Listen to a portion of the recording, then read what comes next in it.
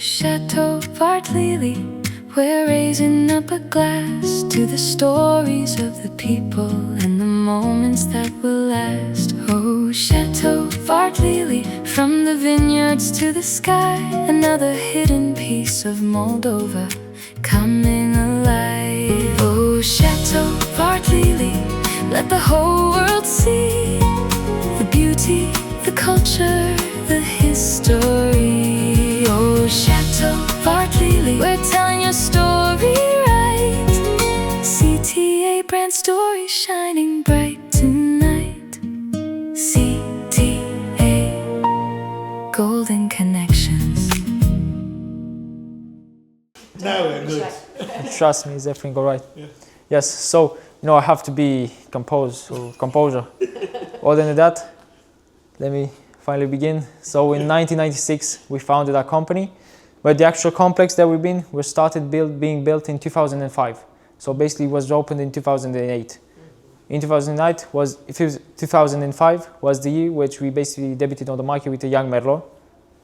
And the thing is that, as we know, Chateau from French means castle, but it is also a distinction which can be only received when the production line is closed. So from our own grapes to the embalming part, everything is ours. We do not have any external influences in that matter. No. So Chateau Vartely, like the actual name, comes from two old Hungarian words. So Var and Heli, which means place for the castle. Because our city, Orhei, was called by the foreigners Varhei, as Romania was called Valahia, for example. Yes. And we have 520 hectares of vineyards in the Republic of Moldova, which are divided in 3 distinct regions. The first region is 40 kilometers away from our complex, so just a bit north on the northern part, right beside the Dniester River. The first region is called Codri, and we're mostly concentrating on the white varieties of grapes. Whereas in the south and the southwestern part of Moldova, you have Valul Traian on the southwestern part, or the Buceag, so let's call it more closer to Romania, for you to understand. And we also have Ștefan Vodă, which is more closer to Ukraine. So it's more on the, eastern part. Other than that, on the south, we're mostly concentrating on the red varieties.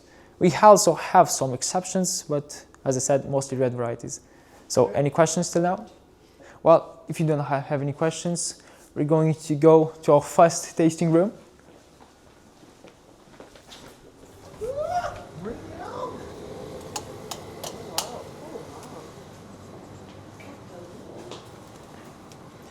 So, this is the first tasting room. This is called the Mondial Room, and it is basically, the name is being given because in 2008, we received a collection of 10,000 bottles from all over Europe, including South Africa. We basically did like some sort of exchange from bottles to make the contrast between our quality and their quality and so on. So you send bottles to France, they send you Bordeaux wine here? Yes, just to definitely. Okay. So, basically this event opened the export lanes for our company, because in 2008, as I said, we had the grand opening of complex. So we had, as I said, 10,000 bottles from all over Europe. Right now at the display, we only have 1,500 of them, because they basically only serve as a piece of history for our company. They're not edible, they're not for sale, and we're only keeping them, the ones from the display, which has conserved the aesthetic, let's call it like that, because most of them are being held in a special room. So, based on this information, I can tell you that only 10% of our production remains in the local market in the Republic of Moldova, 90% goes to export. That's why some tourists love to call us a niche winery, because we do not work at a much larger scale than, let's call it, Cricova, because you guys have been there. You saw that it is much bigger.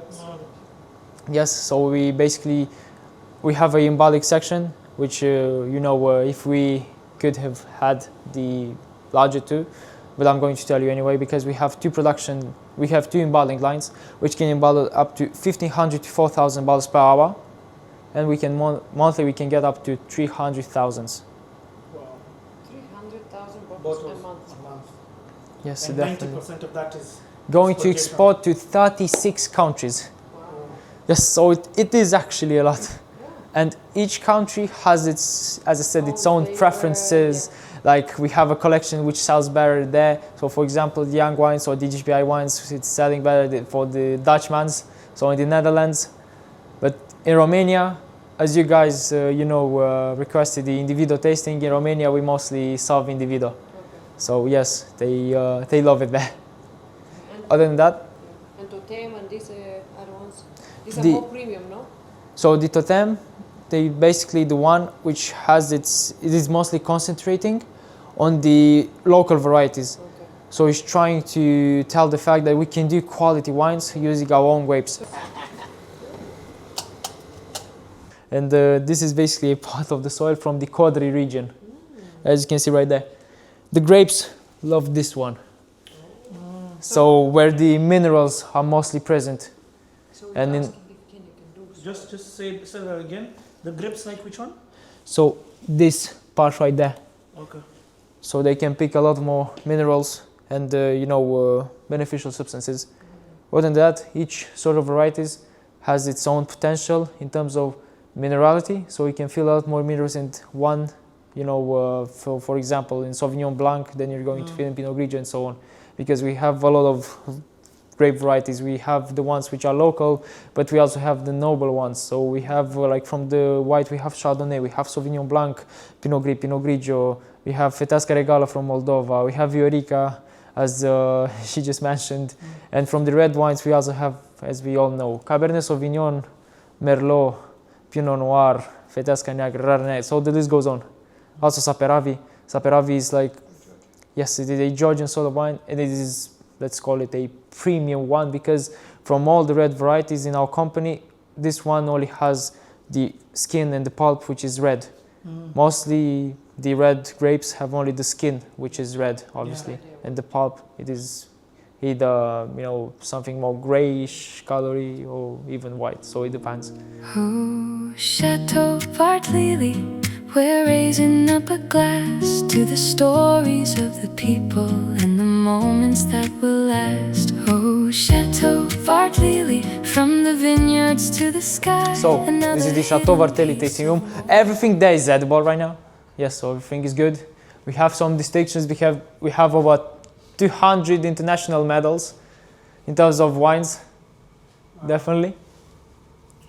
And Which is the most prestigious of them all? If you were to tell me about one. so, as you can see right there, because you are already filming it, Yeah. we have the best Central and Eastern European suite. So, as you may know from the Chardonnay profile, if you ever tasted a Chardonnay, Yeah. even though it was barriqued or not, you can see that it is mostly done dry. But there we have a sweet Chardonnay. because it's a late harvest. Well, not really. Is it? I mean, I can give you chances to try, but you wouldn't guess it. So, the harvest was attacked by a mold called Botrytis cinerea, and our oenologues found the fact that it just grew the sugar contained from the grapes. So this allowed us to do a limited editions of the sweet Chardonnay. Yes, Because of a pest. yes, a mold. Wow. Yes, so it was done accidentally. Accidentally, and they it is one of the couldn't most replicate interesting. and repeat to reproduce this mold again, because like you use the mold for cheese. It's a good noble mold. Yeah. Like you cannot Yes. use it for grapes too. It's just hard to control. Yeah. Definitely, Can be yes. just like We can't do things better than nature. yeah, Oh, that's that's so. true. I That's, agree with that. That's wise. So, as you can see, we have those 3 shelves right there. On the first one, we have the GPI wines or the young wines. So, the purpose for those ones are the fact that you can open them up and enjoy them right after you open the bottle. You don't have to decant them because the acidity is very equilibrated. So, yes, so those are very aromatic wines, and the ones which have this sort of freshness in them. After that, we have the quality sparkling wines. We have a rosé, and we have a white wine. So, in terms of production, the wine, as you know, goes through through sort of washing machine in Romania. It's called descerchinizator. When you remove the Yes, you separate, because we don't grapes, remove yeah. the skin, the pulp, and the seeds. Yes. And after that, they're being pressed, and all the juice goes to fermentation containers, and there comes the difference. between the white and the red wines, because I'm trying to literally tell you how do we get this color right there, because we do not mix white with red wine and we get this. So the thing is, the white ones are being filtered, so we not put the impurities like the seeds, all the rest of the things in the container. The white goes straight up, goes out. Pure. goes in the fermentation containers without it. But on the red one, we need an additional process called maceration, where we basically leave the skins, the seed and so on. So it's basically all this rest or the residue is solidifying, is forming in some sort of cape, which is being brought up in the container by the carbon dioxide, which builds up after the fermentation, and we have to either manually press it or to repump the wine. So this cape can travel a lot of times through it, so it can get the density and the color, which is specific for the red wine, because as I mentioned, only the Saperavi has the pulp, which is also red. But the other ones have only the skin, so they do not have the pulp doesn't have the pigmentation needed to be able to provide this color. So for the rosé, the maceration process, it is a very short one. So 12 hours, 13 hours at most. So it is a very short period. So it's called only in contact with skin, basically. So the thing with them is that they're both made out of Pinot Noir, which, as you may know, this is a red sort of red, but as you can see, this is a white sparkling wine. So this one was done by using technique Blanc de Noir. So basically, we separated right after we pressed the Pinot Noir grapes. We separated the skin and we only used the pulp. So we were able to get a white wine from a red salt variety. So the next collection is Taraboste. This is our top of the line collection. So all the wines from the Taraboste collection were maturated, so were kept in the barracks. The first one is Chardonnay. So this one is being kept in the barracks not less than 4 months, not more than 6 months, but this particular edition, the 2023, was being kept 4 months. Next, Pinot Noir, 18 months. But the title for the longest period of time being in contact with wood comes to Cabernet Sauvignon and Merlot, 33 months. We also have Fetasca Negra, which is not on the shelf, but let's imagine that it is, because it is the same bottle as this one. It's just being wrote, yes, Fetasca Negra. This one is being maturated 22 months. And the thing with the name, basically, the Taraboste were the aristocrats from the already modernized Dacia, and it's our ancestors who loved wine, and it justified like the noble sense of this collection mostly. Our most expensive bottles, or let's call it the premium ones, because those are also premium, but this one in particular is a bit special. So we have Cabernet Sauvignon. We also have Saperavi, which is maturated 14 months. This one is, you know, the color is intense. Other than that, the difference between this bottle and this one is the fact that they have the same capacity. But there we have thicker glass, darker glass. Okay. We have the cork, which had been directly cut from the oak of flute skin, and we have wax sigillation. So in optimal condition, this bottle can be held up to 20 to 30 years without any problems. 20 to 30 years? Yes. So is that what makes it more expensive? In the bottle? optimal, yes, definitely. Not only the bottle. So the thing with the harvesting is that it is semi-automized. So for the Taraboste, the grapes are being picked up manually. Oh.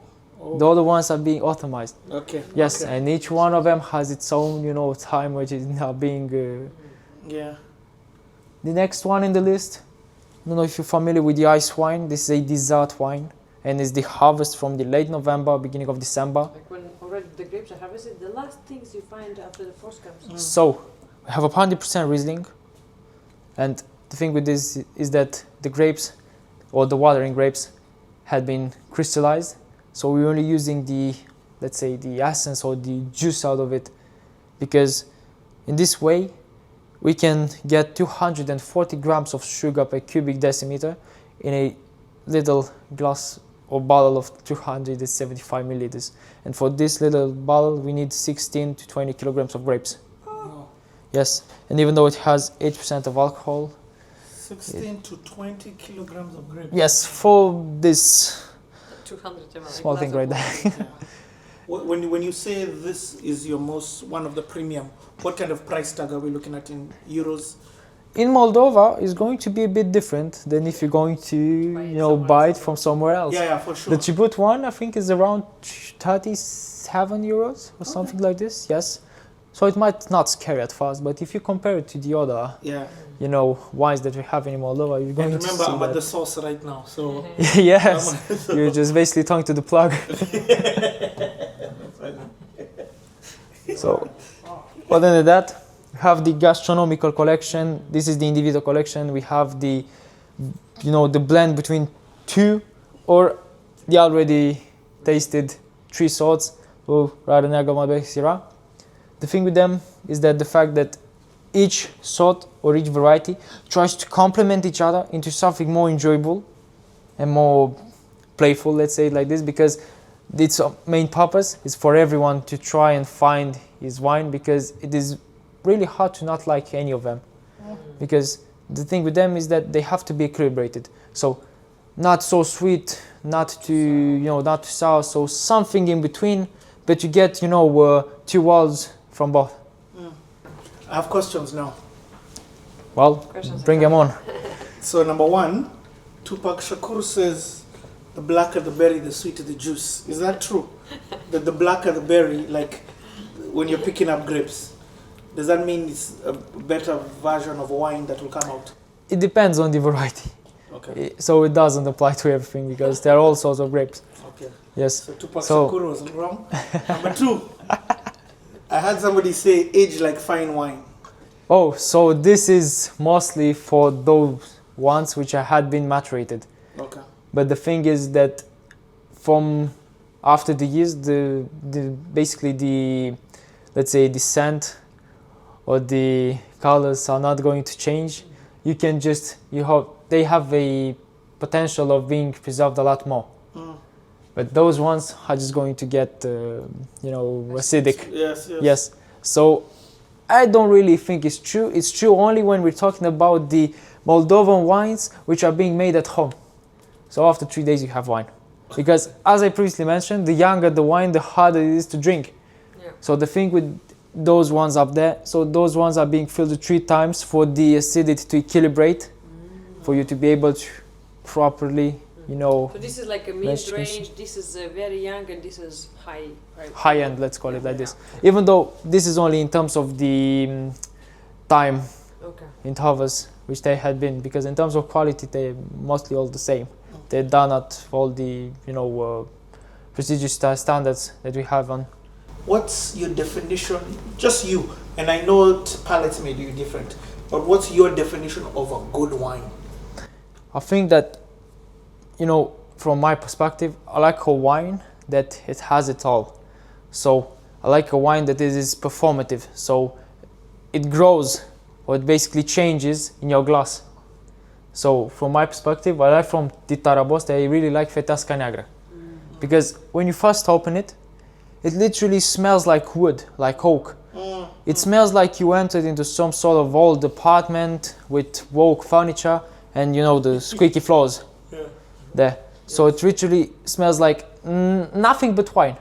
But as you leave it, even after you decantate it for 30 minutes, as you leave it, then it starts to grow into something more fruity. It starts to, kind of anticipates you, starts to intrigue. Starts to intrigue, yes. So you have to take your time for you to be able to appreciate it, because the first glass is going to be different than the second one. Oh, wow. Yes. So I like a wine which has a, very round corpulence, so it's not square, it's mostly round, so which has also its fruity flavors. You can feel a bit of floral things beside it, but I like to be, to have this buttery textures which comes after the maturation process. That's why those are the premium wines, basically, because the maturation process basically itself means enriching the wine with aromas offered by the oak. And in terms of the oak you're using, you can also, get another, flavors. Chateau Vartely, we're raising up a glass to the stories of the people and the moments that will last.